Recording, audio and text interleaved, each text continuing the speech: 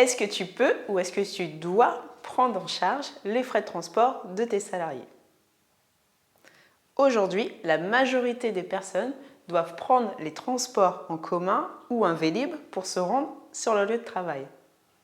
Dans ces conditions, quelles sont les modalités de prise en charge de ces frais par l'employeur? Et est-ce que les dirigeants peuvent en bénéficier?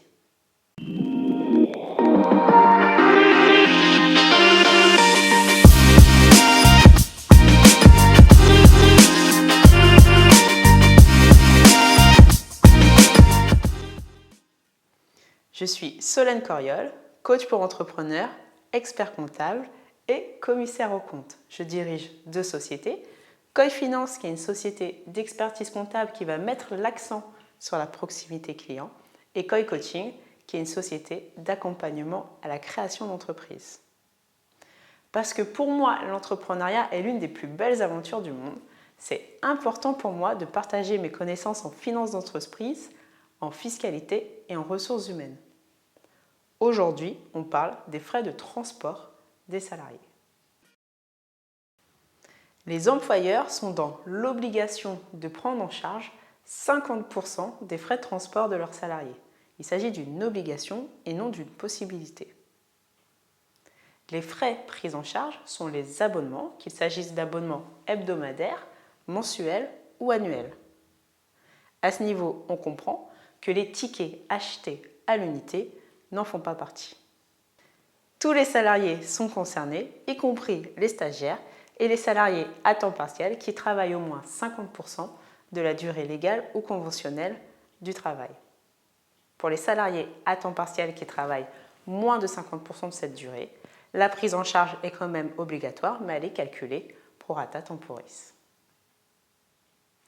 Pour bénéficier de cette prise en charge, le salarié doit présenter à l'employeur un justificatif du titre de paiement. À noter, lorsque le salarié utilise plusieurs titres d'abonnement, par exemple il va avoir un abonnement SNCF, un abonnement RATP, la prise en charge va concerner l'ensemble de ces titres. Maintenant, qu'en est-il des dirigeants? La solution est différente selon que l'on est en SAS-SASU ou en SARL-EURL.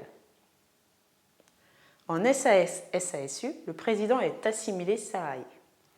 Lui a le droit à la prise en charge de ses titres de transport. Il s'agit d'une tolérance de l'URSSAF.